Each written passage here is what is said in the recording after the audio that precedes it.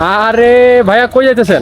আরে যাইতেছি তো সাইকেলটা ঠিক করতে, বুঝছিস? আচ্ছা, 2 আচ্ছা। বছর আগে সাইকেলটা কিনছিলাম, আচ্ছা কিন্তু 1 সপ্তাহ সাইকেল চালানোর পরে আর সাইকেলটা চালানোর ইচ্ছা ছিল না, আচ্ছা। হচ্ছিল না।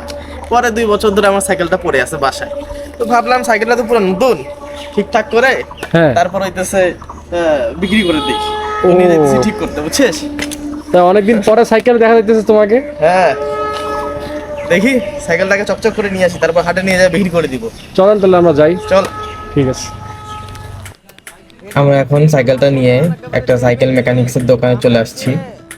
সাইকেলটা যেহেতু নতুনই, কিন্তু পাম্প ছিল না, বাসায় প্রায় 2 বছর ধরেই সাইকেলটা রাখা ছিল, তো পাম্প আর একটু তেল দেওয়ার জন্য নিয়ে আসছি সাইকেলটাতে, তেল দিয়ে একটু পরিষ্কার করে দিবে। সকাল সকাল আমরা হাটের উদ্দেশ্যে রওনা দিই, কারণ হাট মোটামুটি সকাল থেকেই স্টার্ট হয়ে যায়। আমার সাথে এই 2টা ছোট ভাই ছিল,